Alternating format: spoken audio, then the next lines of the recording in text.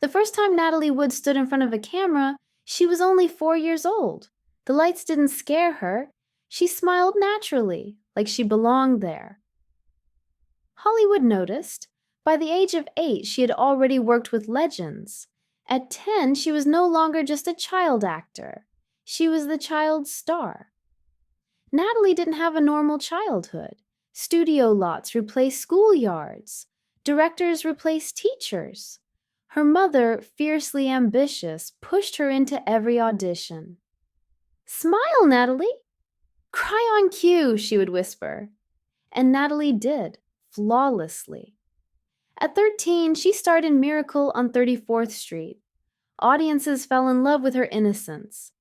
But off camera, Natalie was growing up too fast. She learned to charm adults, to suppress fear, to be the perfect girl, even when she was breaking inside. One producer told her, "You're not just beautiful, you're magnetic." Another added, "Don't ever let them see you struggle." So she didn't. Natalie smiled through the pressure, the long hours, the loneliness. Because she thought, if I shine bright enough, maybe I'll feel loved. She had no idea that being the brightest star often burns the fastest. By the time Natalie turned 18, her face was on every magazine cover in America. With Rebel Without a Cause, she became an icon, vulnerable, electric, unforgettable. She danced with James Dean on screen and stood shoulder to shoulder with Hollywood's elite. But off-screen, Natalie was losing pieces of herself. She smiled at premieres, posed for cameras, answered every question with grace. Yet behind those hazel eyes was a girl still trying to figure out who she really was. She had no privacy, no space to fall apart. Studio executives decided who she dated, what she wore, even what emotions she could show in public. "I'm not a doll," she once whispered to her sister, "but they wind me up and point me toward the flash." She fell in love fast, recklessly, with actors who couldn't love her back, with directors who saw her as a product, not a person. And then came Robert Wagner, handsome, charming, and already a name. They called them the perfect Hollywood couple. The cameras loved them. But love in real life doesn't follow a script. Natalie thought maybe, just maybe, someone finally saw the real her. But she didn't realize yet, when you live your whole life in character, sometimes even the people closest to you fall for the performance. The wedding was picture perfect. White dress, golden curls, and 1,000 flashbulbs catching every smile. But perfection is often the prettiest mask pain can wear. Behind the mansion doors, arguments echoed louder than applause. Robert was charming in public, distant in private. Natalie began to notice how often she cried in rooms no one saw. She tried to escape through work, film after film, script after script. She won awards, earned praise, but none of it filled the quiet ache that followed her home. She feared the water, deeply. Old childhood trauma clung to her like a shadow, and yet she married a man who loved sailing. She smiled on yachts, posed for photos even though her hands shook when no one was looking. One night she confessed to a friend, "I can't tell if my life belongs to me or to the people watching." Hollywood whispered, speculated, judged. She walked red carpets with poise, then walked into her dressing room and stared into mirrors that didn't recognize her. Natalie wasn't breaking apart. She was quietly dissolving, and the world kept clapping. Thanksgiving weekend, 1981. Natalie, Robert Wagner, Christopher Walken, and the yacht's captain set sail from Catalina Island. What was meant to be a relaxing trip quickly turned tense. Old arguments resurfaced. Jealousy lingered like fog over still water. That night, Natalie wore a red down jacket. She drank wine.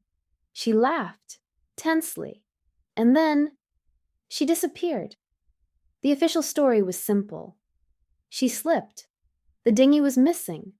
Her body was found the next morning, floating near the rocks.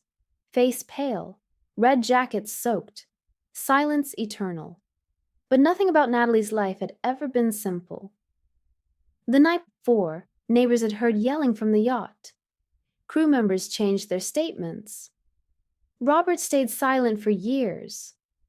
The world was left with questions and no answers. Hollywood mourned. But some whispered she feared the water. Why was she alone that night?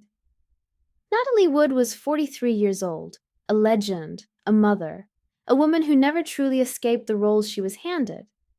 Her life ended surrounded by water, her greatest fear. And no one truly knows what happened on that boat. The headlines screamed, "Hollywood's Golden Girl gone?" News anchors shared soft-spoken tributes. Magazines reprinted her most radiant photos. But behind the glossy covers, the truth stayed blurred. The investigation was rushed. Her death ruled an accident. Yet the whispers never faded. Years passed, then decades. In 2011, the case reopened. Witnesses changed their stories.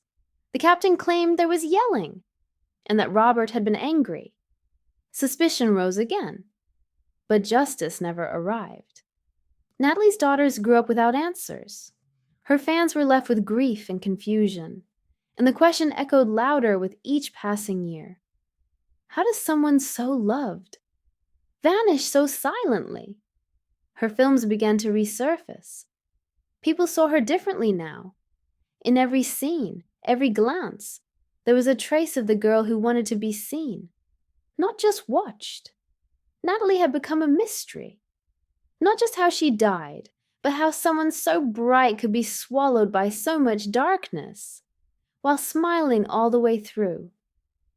Years after Natalie Wood's final breath, her legacy still floats between mystery and memory. She was more than beauty, more than a Hollywood name. She was a girl who carried pain behind her lashes and still showed up, smiling. Natalie lived in a world where silence was safer than truth, where being adored on screen often meant being ignored in reality. She mastered the art of pretending until it became who she was.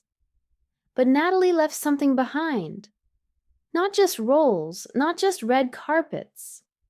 She left a message hidden between her smiles and the stillness of her final night. Being seen is not the same as being known, and applause doesn't mean you're okay. Her story is not just a tragedy, it is a mirror. For every woman taught to stay quiet, for every artist told to perform instead of feel, for every soul who fears deep water but steps onto the boat anyway, today her daughters speak for her. Her fans search for truth, not gossip, and her films remind us that the softest voices, the ones we almost forget to hear, are often the ones trying hardest to survive. So what do we learn? That sometimes the ones who light up the world are the ones most in need of someone to simply say, "You don't have to shine every day." And even when the curtain falls too soon, what remains is the light they left behind. You can survive applause and still feel alone, but the real standing ovation is knowing your worth when no one is watching.